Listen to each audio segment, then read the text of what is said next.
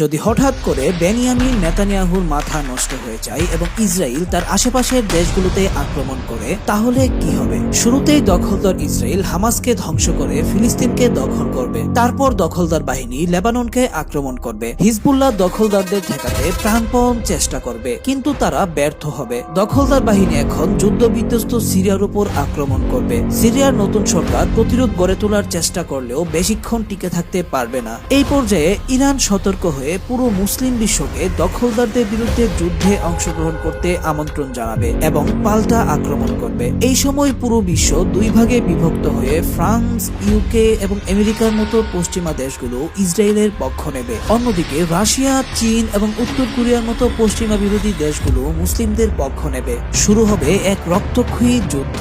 এই যুদ্ধে শুরুতে দখলদার বাহিনী অগুছালো মুসলিম বাহিনীকে পেছনে ফিরতে বাধ্য করবে, কিন্তু ইমানদার মুসলিম বাহিনী পুনরায় একত্রিত হয়ে আক্রমণ করবে। এখন আর দখলদার বাহিনী টিকে থাকতে না পেরে পেছনে ফিরতে বাধ্য হবে এবং পরাজিত হবে।